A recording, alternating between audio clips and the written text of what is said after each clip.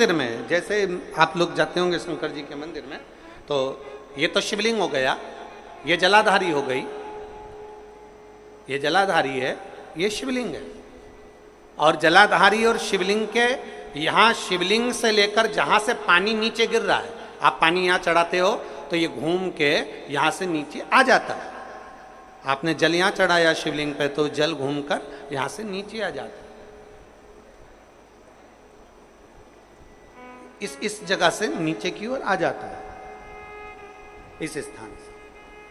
प्रयास करिए, ये जो सावन आया है 72 वर्ष के बाद, प्रयास करिए कि कितना बड़ा भी रोग है, कितनी बड़ी भी बीमारी है, आप डॉक्टर से इलाज करवाओ, पर ये जो स्थान है अशोक सुंदरी का, इस स्थान पर एक बार अपनी हथेली रखकर देखिए और भगवान शिव से पंचाक्षर मंत्र नमः शिवाय, षडाक्षर मंत्र ओम नमः शिवाय या श्री शिवाय नमस्तुभ्यम स्मरण कर कर देखिए। और एक बेलपत्र बाबा की लेकर जहाँ से पानी नीचे गिरता है उस स्थान पर लगाकर उसी बेलपत्र को खाइए और फिर जाकर डॉक्टर को एक बार फिर जांच करवाइए कि उस रोग में आराम कितना लगा है, उस रोग में अंतर कितना आया।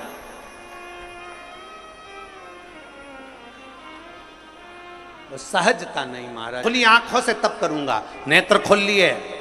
शिव महापुराण की कथा कहती है 1000 वर्ष तक मेरे शंकर भगवान ने नेत्र बंद नहीं करे, 1000 वर्ष तक मेरे शिव नेत्र बंद नहीं करे, 1000 वर्ष तक मेरे ओघड़दानी मेरे शंभु नेत्र बंद नहीं करे। लग गए, आंखें झपकी नहीं, पलक झपकी नहीं, नेत्र खुले की खुले। 1000 वर्ष निकल गए, 1000 वर्ष, तब अघोर शस्त्र प्राप्त कर लिया और प्राप्त करते से ही भगवान शंकर ने अपने नेत्र को बंद किया। बंद करते से ही भगवान शंकर का जैसे ही नेत्र बंद हुआ उससे एक बिंदु नीचे गिर गया। जब बहुत देर तक आंख खुली रहती है, बहुत देर तक आंख खुली रहती है, पलक नहीं झपकती, तब आंख में से एक आंसू गिर जाता है। शिव जी की आंख से वो आंसू गिरा।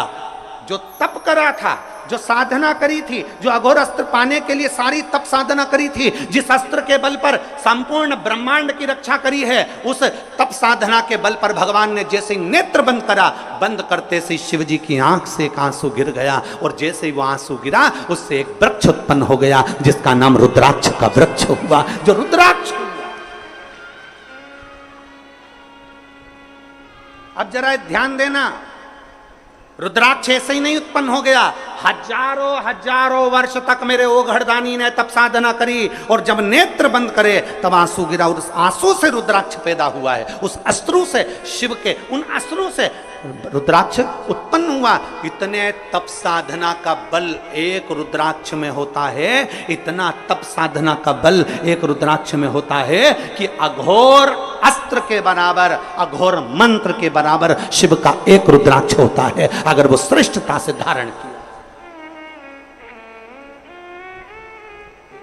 इसलिए सोमवार से ये वही जिस समय पर त्रिपुरासुर का वध करा था भगवान शंकर ने और जिस रुद्राक्ष को भगवान ने प्रकट करा था, सोमवार से सोमवार तक की सावन के महीना था जब मेरे देव अधिदेव महादेव ने इस रुद्राक्ष को प्रकट किया था।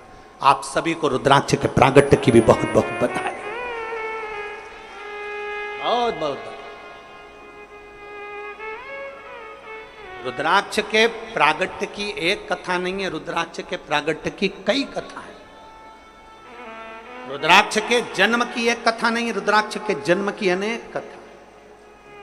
पर भाग्यशाली हो आप जो 72 साल बाद ये जो सावन का महीना आया है, सोमवार से सोमवार तक का, कहते हैं इस सावन में जो सोमवार से सोमवार तक का सावन रहता है, सोमवार से शुरू सोमवार से विराम, अगर आपके घर में रुद्राक्ष है, आप रुद्राक्ष धारण करते हो या रुद्राक्ष अपने घर में रखते हो, तो उस रुद्राक्ष को छोटी सी कटोरी में रखकर या एक पात्र में रखकर 7 बार किसी भी अमावस पर, सावन में जो अमावस्या पड़ती है, ये सोमवार से सोमवार वाली सावन, इसके बाद वाले सावन का हम वर्णन नहीं कर रहा, हम इस सावन की बात कर रहे हैं। या तो अमावस, पूर्णिमा, त्रयोदशी, चतुर्दशी या प्रदोष, शिवरात्रि, अष्टमी, ये ऐसी तिथियां हैं जो सोमवार से सोमवार तक का जो सावन होता है, सावन में कटोरी में रखकर, प्लेट में रखकर, थाली में रखकर 7 बार अपने घर में अगर रुद्राक्ष तो उसको बलवान बनाने के लिए इसी सावन के महीने में 7 बार तो जल, 5 बार दूध गौ माता का और 2 बार गाय का घी उस रुद्राक्ष पर लेपित करना चाहिए। और फिर उस रुद्राक्ष को धूप बत्ती हो या घर में गूगल की धूप हो, वो धूप बत्ती से उस रुद्राक्ष को सिद्ध कर लेना चाहिए। कुछ नहीं आता ना, शिव का नाम लो, श्री शिवाय नमस्तुभ्यम बोलो और उस रुद्राक्ष का स्पर्श कर कर अपने गले में धारण करते हो तो गले में, पूजन में रखते हो तो पूजन में, या किसी कार्य सिद्धि के लिए रखते हो तो कार्य सिद्धि के लिए। अगर ये सोमवार से चालू होने वाले सावन को, सोमवार से विराम होने वाले सावन में अगर हम सिद्ध कर लेते हैं तो वो रुद्राक्ष हमारे जीवन का सबसे श्रेष्ठ रुद्राक्ष हो जाता है, सर्वश्रेष्ठ। अभी हमारे सीहोर में कुबेरेश्वर धाम पर ये जो सावन का महीना आया है, इस सावन में हमारे यहाँ कुबेरेश्वर धाम पे वैसे तो जो महाशिवरात्रि आती है, जिस समय रुद्राक्ष उत्सव होता है, उस समय पर रुद्राक्ष को सिद्ध कर लिया जाता है। पर जो सावन ये आया है, इस सावन में हमारे यहाँ प्रतिदिन बाबा के रुद्राक्ष को सिद्ध करते हैं। प्रतिदिन नियम है रुद्राक्ष पर जल चढ़ाना, दूध चढ़ाना, घृत लगाना और बाबा के उस रुद्राक्ष, क्योंकि इतने भक्त आते हैं उनके लिए वो रुद्राक्ष सिद्ध होना चाहिए।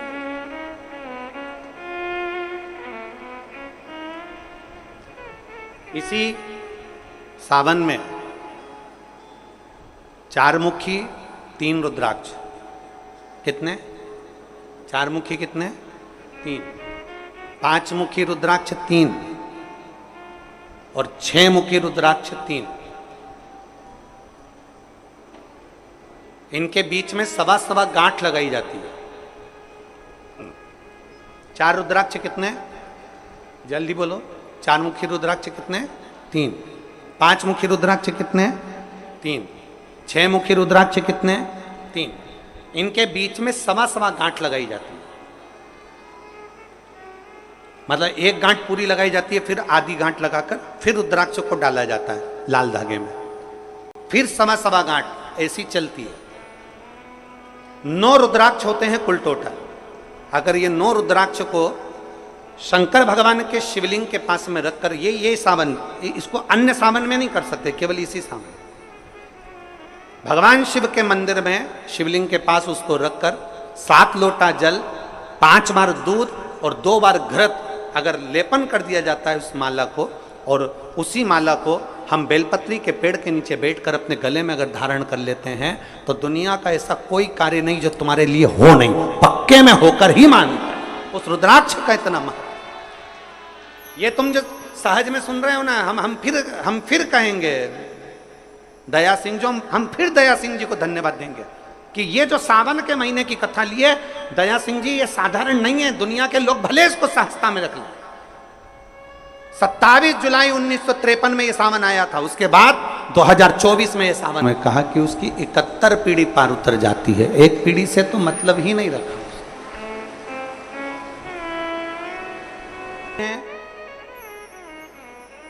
सोमवार से प्रारंभ होने वाला सावन और सोमवार के दिन विराम होने वाला सावन हमारे मनवांछित फल की प्राप्ति कराता है। मनवांछित फल, इसी ये जो सोमवार से सावन प्रारंभ होता है, सोमवार के दिन विराम होता है, इसी सावन में भगवान शिव ने अघोर अस्त्र धारण किया था। इसी सावन में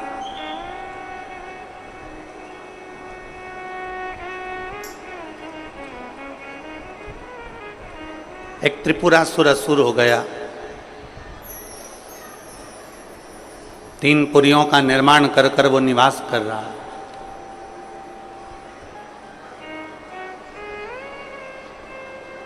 बड़ा विचित्र है वो।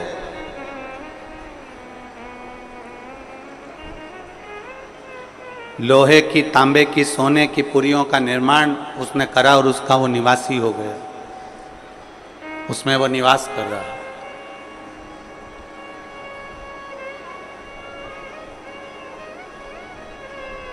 त्रिपुरासुर जैसे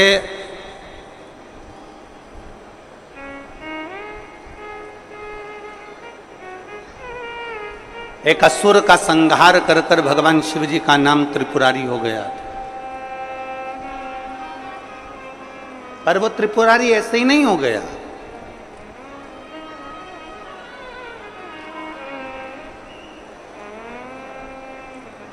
बहुत सावन आते हैं, सारे सावन आते हैं।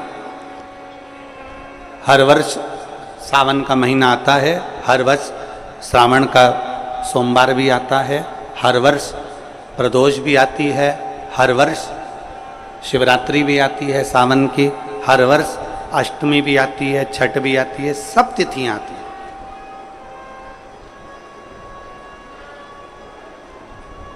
ये सारी तिथियां हर साल आएंगी, हर साल प्राप्त होंगी। पर जो योग मेरे देवाधिदेव महादेव का लगा है सोमवार से प्रारंभ होकर सोमवार के विराम का, ये सावन बार बार नहीं आता, ये सावन इतनी जल्दी नहीं आता। जो 72 वर्ष के बाद 27 जुलाई से 1953 के बाद में आज योग लगा, जो 22 जुलाई 2024 में प्रारंभ हुआ।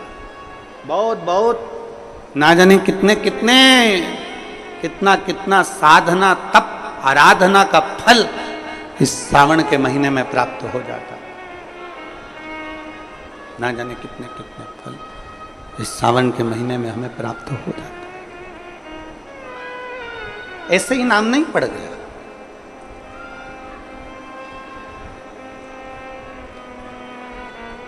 और भिराई के इस्पात नगरी के सभी श्रोता भाई बहनों से कहूंगा कि इसीलिए हम आपको बार बार कह रहे हैं कि आप किस्मत वाले हो,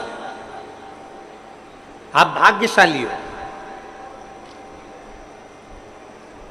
क्यों बार बार बोल रहे हैं? क्योंकि उसका एक ही कारण है कि 72 साल बाद ऐसा सावन आया और उस सावन में आपको शिव महापुराण की कथा श्रवण करने का सौभाग्य मिला। मैं श्री दया सिंह जी को और उनकी जो समिति है बोलबम सेवा कल्याण समिति,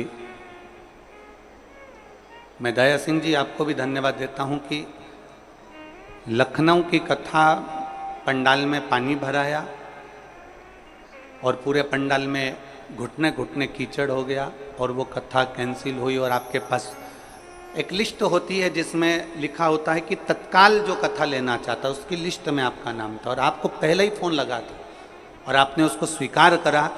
हम तो कहते हैं कि भाग्य से ये 72 वर्ष बाद ऐसा एक तो सावन मिला और उसमें भी शिव महापुराण की कथा। धन्यता, साधु, बहुत बहुत साधु, कृपा है शिव की।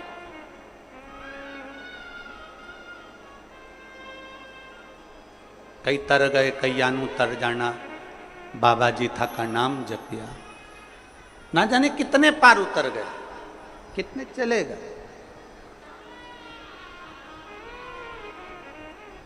हाँ, थोड़ा कष्ट भिलाई वालों तुमको जरूर होगा क्योंकि छाता लगाकर बैठना पड़ेगा, पंडालों में जगह नहीं है।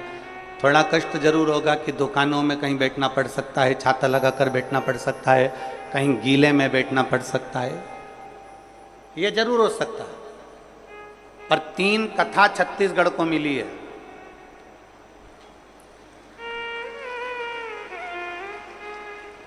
आप भिलाई नहीं पहुंच सकते, अपने पास की कथा में पहुंचो, वहां नहीं पहुंच सकते उसके पास की कथा में पहुंचो, पर कथा का लाभ जरूर है। यही सावन का महीना सोमवार से सोमवार तक का, यही श्रावण। एक त्रिपुरासुर असुर हो गया, 3 पुरियों का निर्माण में वो रहता, 3 पुरियां को बनाकर वहां निवास करता, किसी से नहीं मरता। भगवान नारायण ने प्रयास करा कि इस त्रिपुरासुर का वध कर दूं, पर नहीं मरे। ब्रह्मदेव ने विचार करा कि इस त्रिपुरासुर का वध कर दूं, नहीं मरे। आखिरी में खबर गई भगवान देवादिदेव महादेव के पास, भगवान शिव जी के पास। भगवान देवादिदेव महादेव, मेरे महाकाल राजा, मेरे कालाधिपति, मेरे ओमकारेश्वर, मेरे विश्वनाथ, मेरे परली वैद्यनाथ, मेरे वैद्यनाथ, ओगरदानी, मेरे केदारेश्वर, भगवान शिव विराजमान थे, नेत्रबंद थे भगवान शिव के। और सबने, सारे देवताओं ने जाकर भगवान शिव से विनय करी, निवेदन कर, भगवान देवादिदेव महादेव से निवेदन कर। और जब भगवान शंकर से निवेदन किया, भगवान शिव से विनती करी, भगवान शंकर से बारंबार जब प्रार्थना करिए, भगवान शिव से बार बार विनय किया गया, तब भगवान शंकर ने नेत्र खोले और भगवान शिव नेत्र खोलकर पूछे,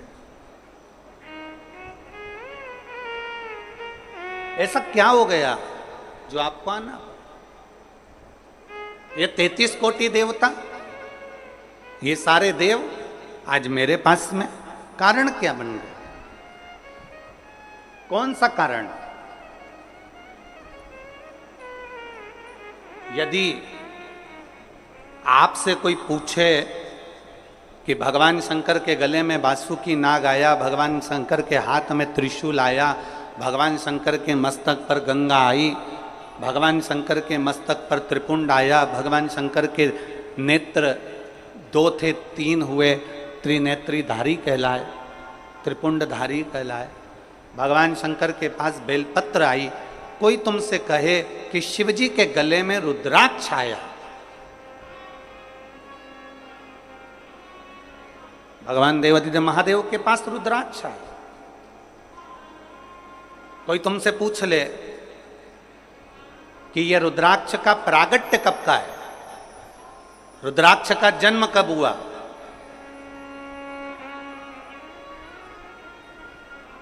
रुद्राक्ष प्रकट कब किया गया,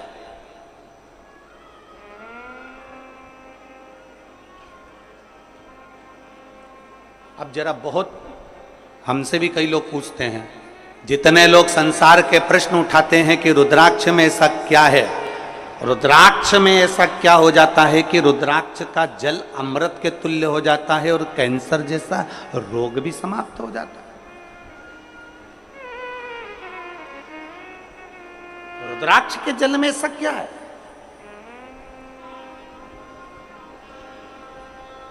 एक माँ ने पत्र में लिखा है कि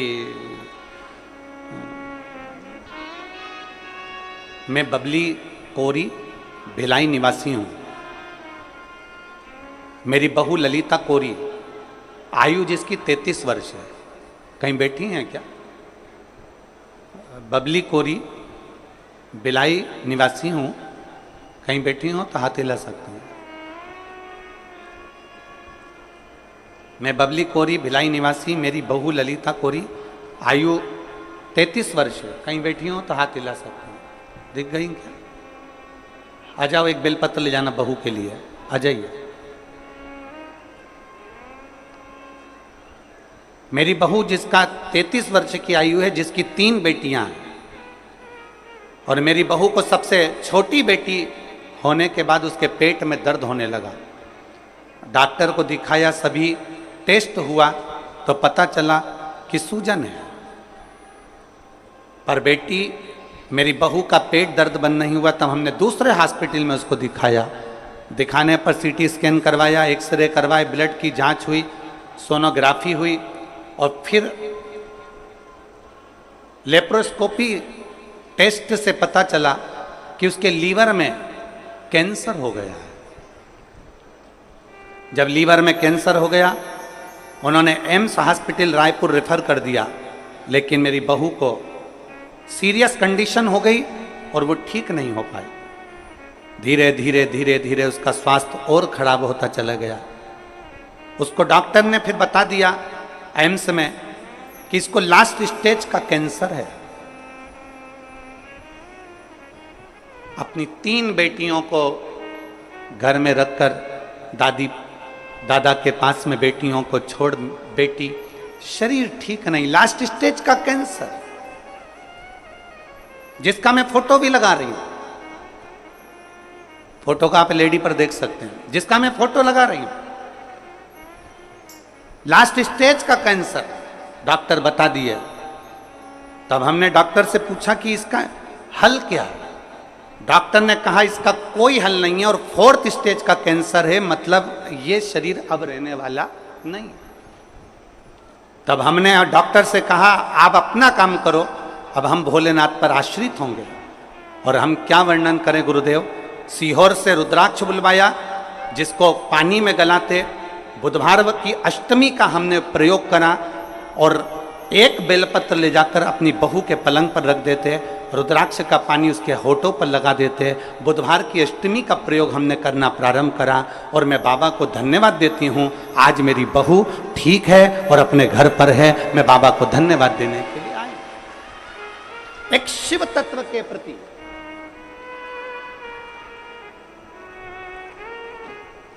लोग कहते हैं रुद्राक्ष में ऐसा क्या होता है, उसको समझना है हमको।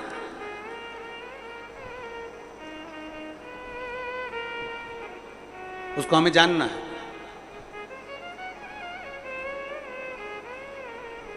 कि आखिर रुद्राक्ष भगवान शंकर के करीब में रहने वाला शिव का एक अंश रुद्राक्ष इतना बलवान क्यों होता है। वो रुद्राक्ष इतना बलवान क्यों है, उस रुद्राक्ष में इतना बल कैसे आ जाता है, वो रुद्राक्ष इतना श्रेष्ठ कर क्यों हो जाता है।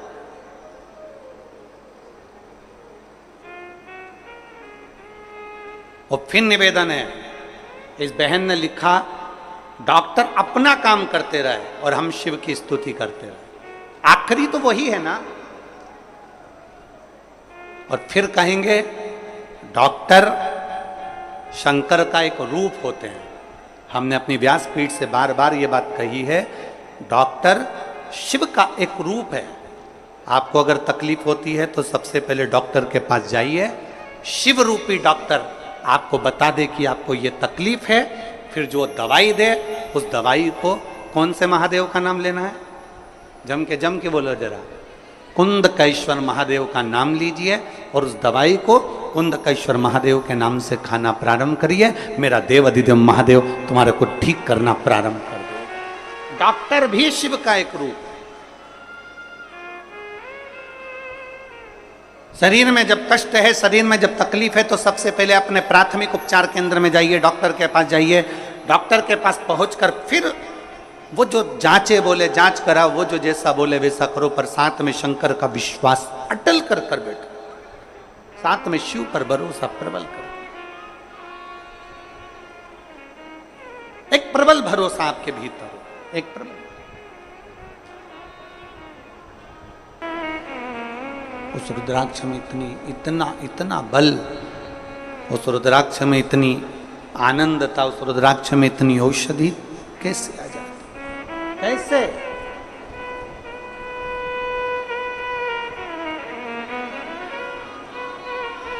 शिव कथा कर रही है, भगवान शंकर का संवाद कर रहा है,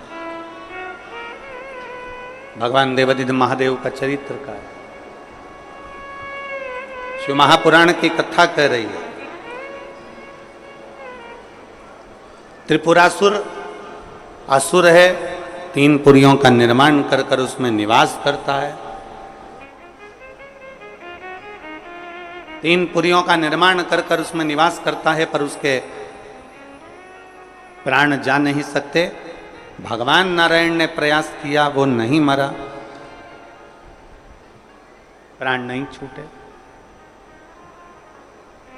भगवान शिव ने, भगवान ब्रह्मा ने, भगवान ब्रह्मदेव ने भी प्रयास करा, पर उसके प्राण नहीं छूटे।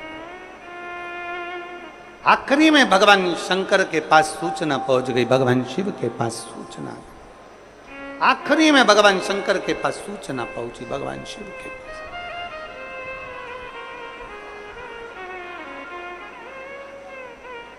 और भगवान शिव से कह रहे हैं, शंकर प्रकट हो, शिव प्रकट हो। भगवान शंकर नेत्र खोले। भगवान शिव ने अपने नेत्र खोले।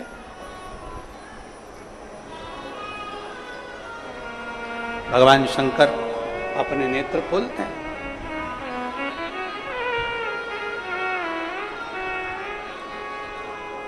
क्या चाहते हो प्रभु? त्रिपुरासुर का वध चाहते हैं।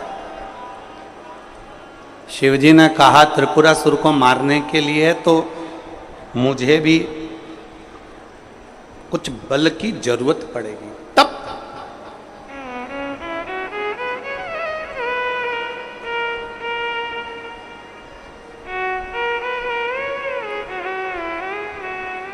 दुनिया का सबसे बड़ा तप कौन सा है? जम के बोलो जल्दी से। दुनिया का सबसे बड़ा तप और दुनिया का सबसे बड़ा आभूषण मौन रहना, ये दुनिया का सबसे बड़ा तप और सबसे बड़ा आभूषण है। चुप रहना। दुनिया का सबसे बड़ा आभूषण है मौन रहना और दुनिया का सबसे बड़ा तप है चुप रहना, मौन रहना, एकदम स्तब्ध रहना। पर महाराज हम खाए बिना रह जाएं पर बोले बिना नहीं रह सकते। कैसे रह सकते? और दुनिया का सबसे बड़ा आभूषण है चुप रहो, मौन रहो। जिस दिन तुम्हारा व्रत है उस दिन थोड़ी साधना करिए, थोड़ा चुप रहिए, मौन रहो। उपास करो ना करो, खाओ ना खाओ, पर निवेदन है कि अपने वाणी को कुछ शांति दीजिए। कलम, कलम जानते हो? अरे बोलो तो जम के, जानते हो? कलम, कटार और जुबान ये काटती बहुत है। क्या क्या चीज काटती है? जम के बोलो जरा। कलम, कटार और जुबान ये काटती बहुत है। कलम भी कब क्या काट दे, कलम अपनी कलम से लिखते लिखते कब किसके दिल को दुखा दे या किसके दिल को प्रसन्न कर दे, ये कलम भी काटने का काम कर देती है और कटार भी काटने का काम कर देती है और जुबान भी काटने का काम कर देती है। इसलिए शिव पुराण कहती है अगर भगवान ने आपको कलम चलाने की कला दी है ना, मेरे देव अधिदेव महादेव ने आपके बुद्धि विवेक दिया है, मेरे देव अधिदेव महादेव ने आपको अगर आशीर्वाद दिया है और आपके हाथ में कलम पकड़ाई है ना, तो प्रयास करना इस कलम से किसी की बुराई ना लिखी जाए, इस कलम से अच्छाई ही लिखी जाए। काटे ना कलम।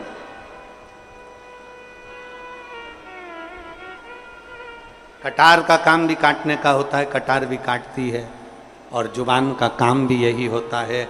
ना जाने किसके लिए, ना जाने कब अपशब्द कह जाए, ना जाने कितना क्या बोल जाए, कोई भरोसा नहीं है। इसलिए शिव महापुराण की कथा कहती है दुनिया का सबसे बड़ा तप है, जम के बोलो जल्दी से, चुप रहना, मौन रहना, ये दुनिया का सबसे बड़ा तप, सबसे बड़ा तप, सबसे बड़ा आभूषण। मौन रहिए, चुप रहिए। क्या किसको रोइए? जम के बोलो जरा, क्या किसको रोइए? चादर तान के। जितने चुप रहोगे, जितने मौन रहोगे, एकदम मस्त रहोगे। गड़बड़ी कहाँ होती है? बोलने में। गड़बड़ कहाँ होता है? बोलने में। चुप रहने में कभी गड़बड़ हुआ है क्या?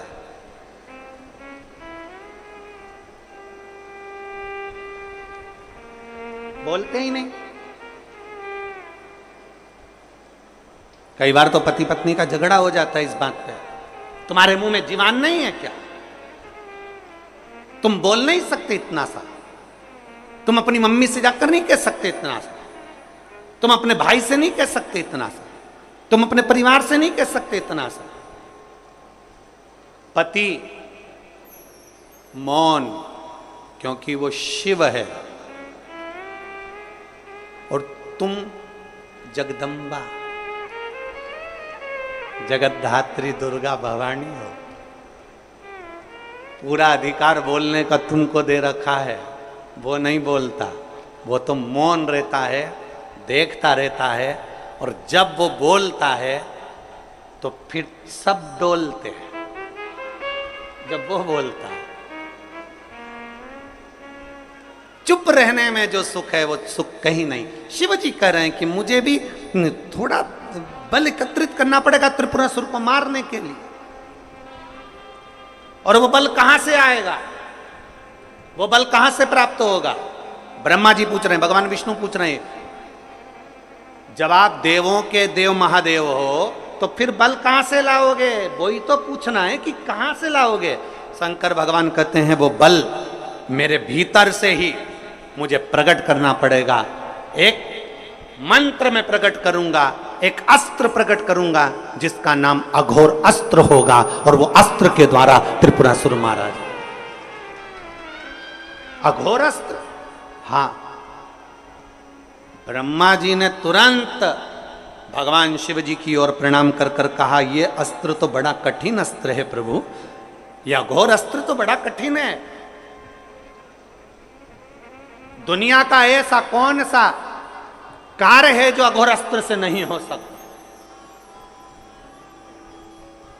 ये तो बड़ा कठिन है,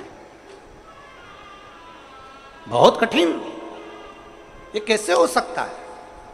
भगवान शंकर कहने लगे, आप चिंता मत करो, इसको प्राप्त करने के लिए मैं देखता हूं। शिव जी अभी तक जितना तप करे थे वो नेत्र बंद कर कर करे थे, आज शंकर भगवान ने अपना नेत्र खोल लिया, और शिव जी ने अपना नेत्र खोलकर खुली आंखों से शंकर भगवान ने तप करना प्रारंभ करा। खुले आंखों से, खुले नेत्रों से। अब कई लोग कह देते हैं, हमारे सामने कई प्रश्न आते हैं, ऐसा नहीं कि प्रश्न नहीं आते। कई लोग कह देते हैं, गुरुजी हमने सुना है कि कई लोग कहते हैं भगवान के मंदिर में जाओ तो थोड़ी देर आंख बंद करके बैठो, भगवान की साधना करने बैठो तो आंख बंद करके बैठो, भगवान से प्रार्थना करने बैठो तो आंख बंद करके बैठो। शंकर जी का कथा कर रही है, मेरे शंकर भगवान खुले नेत्रों से तप साधना में लीन होते हैं, और अघोर शस्त्र को प्राप्त करने के लिए शिव लग जाते हैं। ऐसा जरूरी नहीं है कि तुम नेत्र बंद करके बैठोगे तो भगवान मिलेगा, ऐसा जरूरी नहीं है कि तुम आंख बंद करके बैठोगे तो परमात्मा मिलेगा, ऐसा जरूरी नहीं है कि मंदिर में तुम नेत्र बंद करके बैठोगे तो भगवान मिलेगा, ऐसा जरूरी नहीं है कि किसी नदी के तट पर नेत्र बंद करके बैठोगे तो भगवान मिलेगा, ऐसा जरूरी नहीं है कि किसी तीर्थ में जाकर आंख बंद करके बैठ जाओगे तो भगवान मिलेगा। शिव महापुराण की कथा कहती है, आपकी आंखें भले खुली रहे पर इन नेत्रों से कुछ गलत ना हो जाए, उसका स्मरण ध्यान रखिए।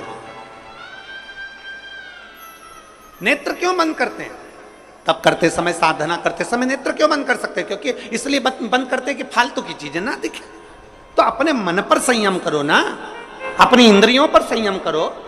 5 कर्मेंद्री, 5 ज्ञानेंद्री और एक मन रूपी इंद्री को साधो ना, तो नेत्र से कभी गलत दिखेगा ही नहीं। आप अपनी इंद्रियों को नहीं साधोगे तो गलत नजर आएगा। इंद्रियां अगर साध ली तो तुम्हारे नेत्रों से कभी गलत नहीं दिखेगा। तुम अंदाजा करो, कई साधु सन्यासी, एक कथा आती है, एक संत के आश्रम के पास में एक वेश्या ने अपना वेश्यालय खोल लिया।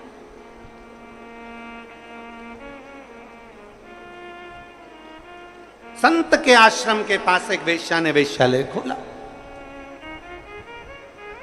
अब वैश्या के यहाँ सब लोग जाने लगे, बहुत सारे लोग उसका नृत्य देखने के लिए, उसको देखने के लिए। बड़ी सुंदर भी थी, बड़े आनंद से जो आता था उसका सम्मान भी करती थी, बहुत आदर करती थी।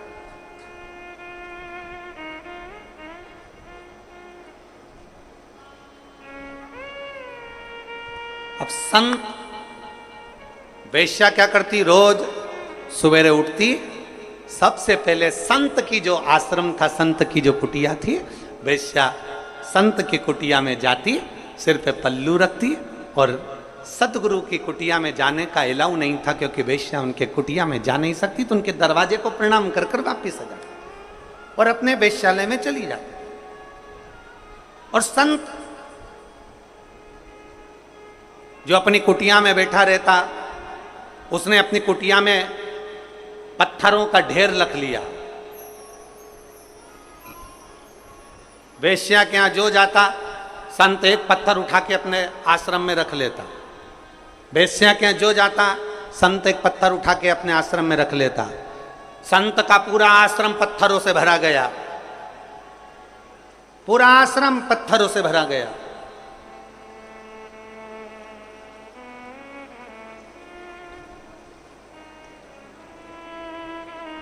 आखिरी में,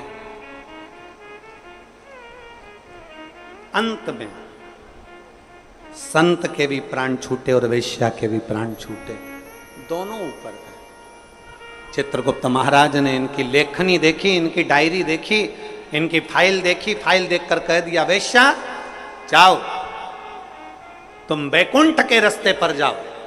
और संत को देखकर कह दिया कि तुम नरक का द्वार पकड़ लो। संत कहने लगे, मैं साधु, मैं सन्यासी, मैं तपस्वी, मैं साधक, मैं उपासक, मैं इतना बड़ा संत, और तुम मुझे नरक भेज रहा? मैं इतना बड़ा साधना करने वाला, मैं मस्तक पर कहीं चंदन लगा लेता, कहीं जटा जूड़ बांध लेता, कहीं दाढ़ी बढ़ा लेता, कहीं ये कर लेता, कहीं वो कर लेता, मैंने इतना सारा वस्त्र बदल कर रखा, तो तुम मुझे नरक भेज रहे हो? मैंने गले में माला पहन कर रखी, तो तुम मुझे नरक भेज रहे हो? मैंने इतनी साधना करी, तो तुम मुझे नरक में भेज रहे हो? चित्रगुप्त महाराज ने कहा, यह वेश्या तुम्हें संत समझ के तुम्हें प्रणाम कर कर आती थी, तब अपना वेश्यालय में कार्य करती थी, और संत तुझे भगवान ने ये दृष्टि दी थी एकाग्र करने के लिए, शिव में लगाने के लिए, पर तू वेश्या के घर में जितने पुरुष जाते थे तो उतना पत्थर इकट्ठा कर लेता था कि गजब की वेश्या है, 3 लोग आ गए, 4 लोग आ गए, 5 लोग आ गए, 6 लोग आ गए, तो दिन भर बैठकर केवल पुरुष गिनता था वेश्या के घर के। अरे तुझे गिनना ही था तो अपने हाथ की माला गिनता, पर किसी की बुराई ना गिनता। तूने बुराई गिनी, इसलिए तुझे नरक मिल गया। तूने बुराई गिनी है। हमें ये शरीर काहे के लिए मिला? अच्छाई देखने के लिए। हमारे यहाँ लोग कहते हैं, महाराज जी हमारे एक महाराज जी हैं, वो कहते थे कि आंख बंद करके तप करो, आंख बंद करके भजन करो, आंख बंद करके साधना करो। शिव महापुराण की कथा कथी है, त्रिपुरासुर असुर को मारने के लिए शंकर भगवान ने नेत्र बंद नहीं करा, नेत्र खोला है। खुली आंखों से मेरे शंकर भगवान ने तप साधना करी है, और भगवान ने प्रेरणा शंकर भगवान ने अपने शिव भक्तों को दी है कि तुम्हें आंख बंद करने की जरूरत नहीं है, केवल अपनी इंद्रियों को साध लेना और अपने नेत्रों से गलत चीज ना देखते हुए अच्छा देखना, मैं मिल जाऊंगा तुमको, मैं तुम्हें प्राप्त हो जाऊंगा। नेत्र बंद करने की जरूरत किसको है? नेत्र बंद करके साधना करने की जरूरत उसको है जिसकी इंद्रियां काम नहीं कर रही, जिसकी इंद्रियां शिथिल हो गई। कभी मन यहाँ भटकता है, कभी वहां भटकता है, कभी इसकी बुराई देखते हो, कभी उसकी बुराई देखते हो, कभी इसमें बुराई देखते हो, कभी उसमें बुराई देखते हो। दिन भर 24 घंटे बैठकर तुम एक दूसरे की बुराई देखने में लगे रहते हो, हाथ में माला पकड़ते हो, मुख में राम नाम लेते हो, पर नेत्रों से गलत देखते रहते हो, 24 घंटे बुराई देखते हो, तो तुम्हारी तप साधना का तुम्हें फल नहीं मिलेगा। भगवान शिव की कथा कहती है, नेत्र खुले भले रखो पर अपनी इंद्रियों को साध कर रखो, नेत्र खुले भले रखो पर अपनी इंद्रियों को पकड़ कर रखो, नेत्र खुले भले रखो पर इन नेत्रों से गलत चीज ना देखी जाए, जिसमें देखना अच्छाई देखना। भाई कोई अगर आधा गिलास पानी लेकर आया है ना, तो वो आधा गिलास पानी अगर लाया है तो खाली गिलास मत देखो, उसका दिल देखो, कम से कम तेरे लिए आधा भरकर तो लाया है, उसका भरा हुआ गिलास देखिए, आपको सुख का अनुभव होगा। एक चरित्र आता है, एक व्यक्ति निकल रहा था, कोयल की आवाज सुनी, सुनकर कहा कोयल कितना मीठा बोलती है, पर काली ना होती तो कितना अच्छा होता। आगे गया, गुलाब का फूल देखा, गुलाब का फूल कितना सुंदर है, कांटे नहीं होते तो कितना अच्छा होता। और आगे गया, समुद्र देखा, समुद्र कितना विशाल है, जल कितना अच्छा है, पर खारा नहीं होता तो कितना अच्छा होता। कोयल, गुलाब का फूल और समुद्र, तीनों ने मिलकर कहा, रे मनुष्य, तुझ में दूसरे की बुराई देखने की आदत नहीं होती तो तू कितना अच्छा होता, तूने जिंदगी भर केवल बुराई देखी। कोयल में बुराई देखी, मीठा बोल रही है वो नहीं देखा, कोयल काली दिख गई। गुलाब का फूल सुंदर है वो नहीं दिखा, कांटे दिख गए। समुद्र अच्छा है वो नहीं दिखा, पर समुद्र का जल खारा दिख गया। हमने जिंदगी भर केवल बुराइयां ढूंढी है, केवल बुराइयां, कभी इसमें ढूंढते, कभी उसमें ढूंढते, कभी उसमें ढूंढते। जरा अपने अंदर झांक कर देखो कि हमारे भीतर कितनी बुराई भरी होगी। हम एक उंगली किसी पर उठाते हैं तो ये 3 उंगली हमारी ओर जाती है कि तुम अपने अंदर झांक कर देखो, उसमें एक गलती है, तुम में 3 गलतियां भरी पड़ी है। वो गलती हमारे भीतर की हमें झांकना।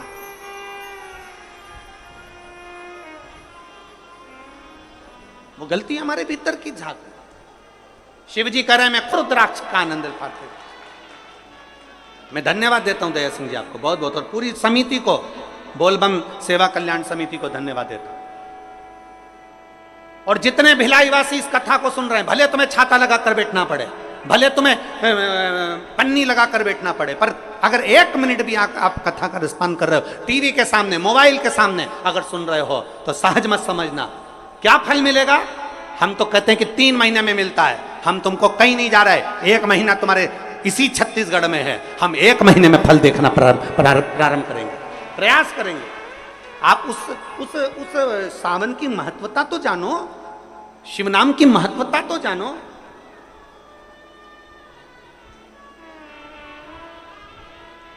इतने बैठे हो भगवान से अपने दिल की बात हृदय से भाव से शिव को कहा, हृदय से। एक पत्र है,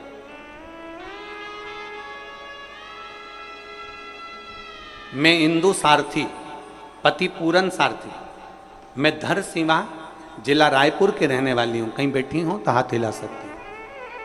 मैं धर सीमा रायपुर की रहने वाली हूं, मेरा मोबाइल नंबर ये है। कहीं बैठी हो तो हाथ हिला सकती हूं। मेरी शादी को 13 साल हो गए थे और मेरे घर में कोई संतान नहीं थी। बाबा, मैंने पहली कथा पंडाल में बैठकर सुनी, पर मेरे यहाँ संतान का सुख नहीं आया। दूसरी कथा मैंने तिल्दा नेवरा में सुनी, फिर मैंने विचार कर लिया कि दूसरी कथा सुन रही हूँ बाबा, अब तुझे देना ही पड़ेगा। और पशुपतिनाथ का व्रत मैंने उसी दिन तिल्दा नेवरा की कथा से प्रारंभ कर दिया। और बाबा का मैं क्या गुणगान करूं गुरुदेव। आप कहते हो शिव पर भरोसा करना 3 महीने में सुनता है। मैं कहती हूं मेरे बाबा 3 महीने तो जाने दो, 3 सप्ताह में मेरे बाबा ने सुन लिया। और 14 जुलाई 2024 को मेरे घर में पुत्र रत्न की प्राप्ति 13 साल के बाद हुई। कहीं बैठी हो, आई हो तो अपने बच्चे को लेकर आ सकती हैं। बच्चा आया है साथ में, आया है तो ला सकती हैं। 13 साल बाद मेरे बाबा ने मेरे ऊपर कृपा, 13 वर्ष। एक भीतर से हम भगवान को कैसे रिझाएं। दुनिया के लोग आपसे कहें नेत्र बंद करके बैठ जाओ, दुनिया के लोग आपसे कहें शंकर जी के मंदिर में जाओ तो आंख बंद करके बैठ जाओ, दुनिया के लोग आपसे कहें तीर्थ में जाओ तो नेत्र बंद करके बैठ जाओ, दुनिया के लोग कहें कि तप साधना में बैठ जाओ। आप कह देना मैं तुम्हारे हाथ जोड़ूं, मैं तो सरल भाषा जानती हूं, मेरे को कुछ भी नहीं आता, मुझे तो केवल इतना आता है, सारी समस्या का हल एक लोटा जल। हमें कुछ भी नहीं आता, ना में तप आता, ना में साधना आती, ना में व्रत आता, ना में पूजन आती, ना में पाठ आता। कोई तुमसे कह दे ऐसे गेहूं चढ़ाओ, कोई तुमसे कहे कि ऐसे ये चावल चढ़ाओ, कोई तुमसे कहे कि ऐसे चढ़ाओ, हमें कुछ नहीं आता। हमें तो केवल इतना आता है कि शंकर को रिझाया कैसे जाए।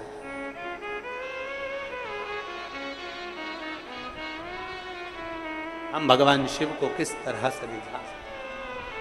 और फिर निवेदन करूंगा, जितनी सरलता से, जितनी सहजता से आप शिव को रिझाओगे, उतनी सरलता से शिव रिझता है, उतनी सरल।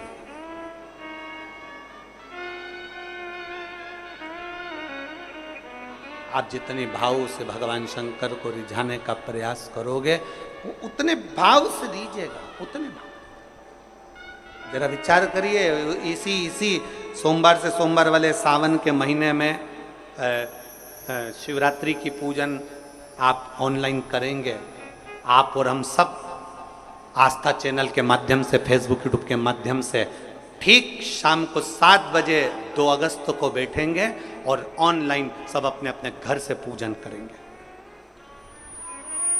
भगवान शिव की आराधना करेंगे।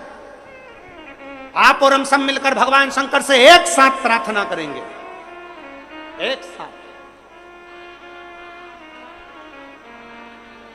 और जब हम बाबा को रिझाएंगे, और ये सोमवार से सोमवार तक के सावन के महीने में 2 अगस्त को तो हम शिवरात्रि मनाएंगे, 17 अगस्त को सीहोर की कांवड़ भी बाबा की कृपा से सुबह 9 बजे भरेंगे। प्रदोष के दिन एक विश्वास के साथ शिव को रिझा, एक भरोसे के साथ भगवान शंकर को रिझा। और मैंने त्रिपुरासुर को मारने के लिए घोर अस्त्र प्राप्त किया।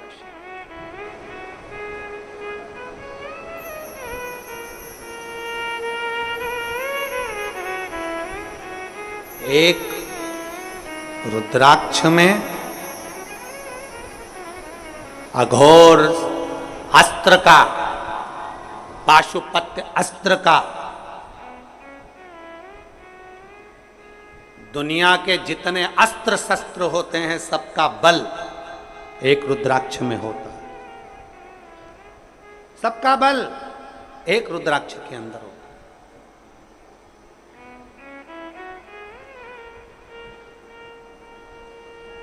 कई जगह पर रुद्राक्ष पर रिसर्च किया जा रहा है। वो 2 कंपनी का नाम तो हमको स्मरण में था, मुंबई की, और 1-2 कंपनी काशी की हमारे स्मरण में, पर नाम याद नहीं आ रहा।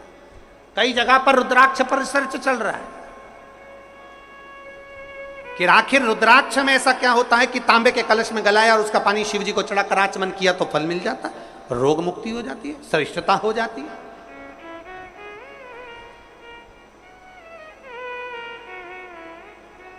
उस रुद्राक्ष में ये सब बल क्या आया?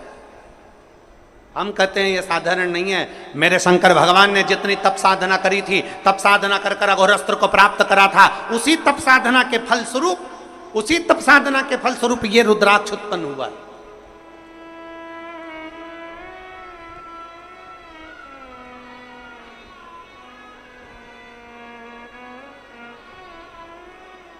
जैसे शिव मंदिर में, जैसे आप लोग जाते होंगे शंकर जी के मंदिर में, तो ये तो शिवलिंग हो गया, ये जलाधारी हो गई, ये जलाधारी है, ये शिवलिंग है।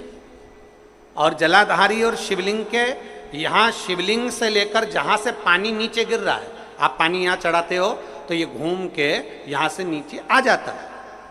आपने जल यहाँ चढ़ाया शिवलिंग पे तो जल घूमकर यहाँ से नीचे आ जाता है। इस जगह से नीचे की ओर आ जाता है, इस स्थान से। प्रयास करिए, ये जो सावन आया है 72 वर्ष के बाद, प्रयास करिए कि कितना बड़ा भी रोग है, कितनी बड़ी भी बीमारी है, आप डॉक्टर से इलाज करवाओ, पर ये जो स्थान है अशोक सुंदरी का, इस स्थान पर एक बार अपनी हथेली रखकर देखिए और भगवान शिव से पंचाक्षर मंत्र नमः शिवाय, षडाक्षर मंत्र ओम नमः शिवाय या श्री शिवाय नमस्तुभ्यम स्मरण कर कर देखिए। और एक बेलपत्र बाबा की लेकर जहाँ से पानी नीचे गिरता है उस स्थान पर लगाकर उसी बेलपत्र को खाइए और फिर जाकर डॉक्टर को एक बार फिर जांच करवाइए कि उस रोग में आराम कितना लगा है, उस रोग में अंतर कितना आया।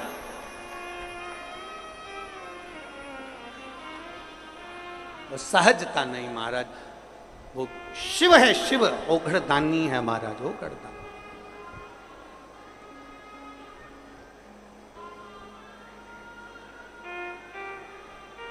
इसीलिए सारे देव गण गंधर्व किन्नर सब शिव का ध्यान करते हैं, सब शंकर की स्तुति करते हैं। देव हो, गंधर्व हो, अप्सराएं हो, किन्नर हो, मानव हो, सब शिव की स्तुति करते हैं। वो कहते हैं ना, देव मुनि स्तुति, सारे देव गंधर्व अप्सराएं किन्नर सब कर रहे हैं, क्योंकि शिव अपने पास कुछ नहीं रखते, शंकर सब दे देते हैं। भगवान नारायण ने कहा बैकुंठ, भगवान ने दिया। भगवान नारायण बोले लक्ष्मी, शंकर जी ने दे दी। ब्रह्मा जी बोले ब्रह्मलोक, शिव जी ने दे दिया।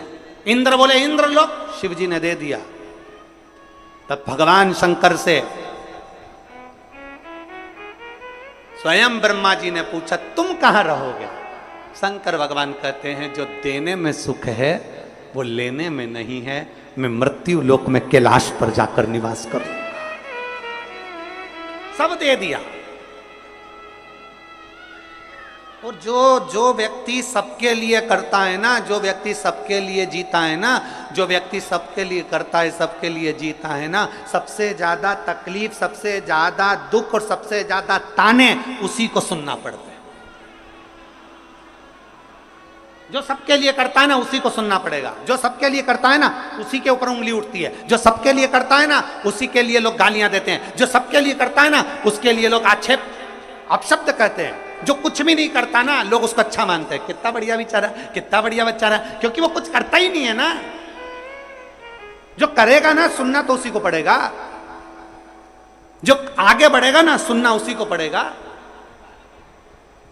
रेल का इंजन और रेल के डब्बे दोनों को जाकर देखना, सबसे ज्यादा काले आपको डब्बे नहीं मिलेंगे, सबसे ज्यादा काले आपको इंजन मिलेगा। क्यों? क्योंकि वो इंजन आगे चलता है ना, तपता है, खूब तपता है, मुख काला भी होता है उसका। जो आगे बढ़ता है ना उसी को बहुत कुछ सुनना पड़ता है। जो आगे बढ़ता है ना उसको बहुत कुछ सहना पड़ता है। जो कुछ करता ही नहीं है वो आराम से रहे।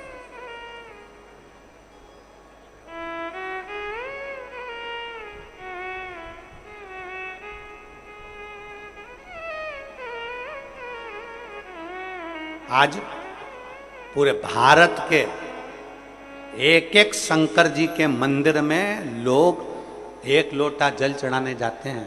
पूरे भारत के क्या पूरे विश्व के शिव मंदिरों में ताले हट गए और लोग शिव मंदिर में जाकर एक एक लोटा जल चढ़ाने लगे।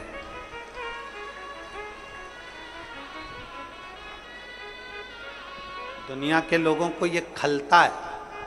पहले के लोग क्या करते थे, जितने जितने लोग थे वो इतना इतना अपना खुद का इतना प्रचार करते थे कि दुनिया के लोगों को अपने पास बुलाते थे। मेरे पास आओ, हमारी पूजन करो, हमें पूछो, हमें जानो, हमें भोग लगाओ, हमारे चरण पूजो, हमारा नाम लो, हमारा फोटो लगाओ।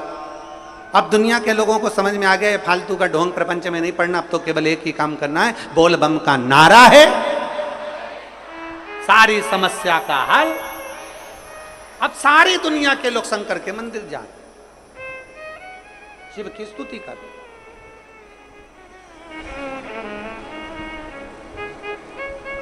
अब लोग बड़े वो फोटो में थोड़ा बहुत अब फोटो में तो दुनिया कैसी भी दिख जाए, वो कहते हैं ना,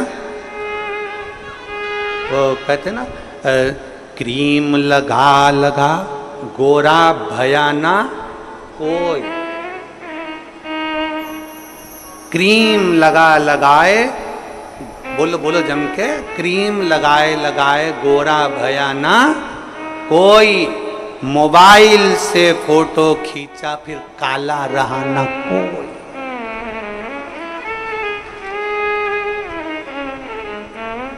आजकल के मोबाइल में ऐसे ऐसे फंक्शन आ गए, तुम कितने भी कैसे भी हो बस फोटो खींच के उसको थोड़ा थोड़ा ऐसा कजन क्या कर दो, फिर वो कहते हैं ना क्रीम लगाए लगाए गोरा भयाना।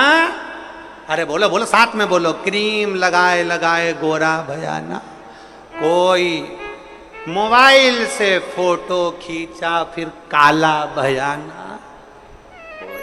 एक फोटो मोबाइल से खींच लिया फिर कोई काला ही नजर नहीं आया। ऐसे ऐसे लोग फोटो डालते हैं जिनका फोटो देख लो और मालूम पड़े फेसबुक पे ना जाने वो चैटिंग करने के चक्कर में ना जाने कितनों को घेरने का प्रयास करते हैं, घेरने का। अगर असली में इनको देख लो तो वो याद आ जाती है। फिर वो हमारे यहाँ 16 श्राद्ध में गोबर से ऐसे बनाते हैं और उसको कहते हैं संजा होली। फिर हम लोग गाते हैं, छोटी सी गाड़ी लुढ़कती जाए बाह में बैठी संजा माए संजा माए। फिर हम लोग वो गाते हैं तो उसमें बहुत सारे प्रसंग आते हैं, फिर वो प्रसंग सम्मुख में आए।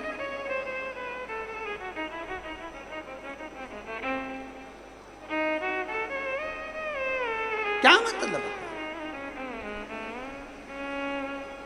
जो आगे बढ़ेगा उसी को सुनना पड़ेगा, जो आगे बढ़ेगा उसी को सहना पड़ेगा, जो आगे बढ़ेगा उसी को गाली पड़ेगी, जो आगे बढ़ेगा उसी का पांव खींचा जाएगा।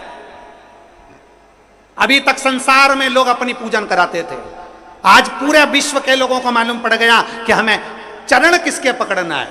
विश्व के लोगों को मालूम पड़ गया जिसके आचरण अच्छे हैं उसी के चरण पकड़ना है। इसलिए हमें शंकर का दरवाजा पकड़ा है, शिव की चौखट, शंकर का द्वार, शंकर के दरवाजे को हमने पकड़ लिया। शिव की चौखट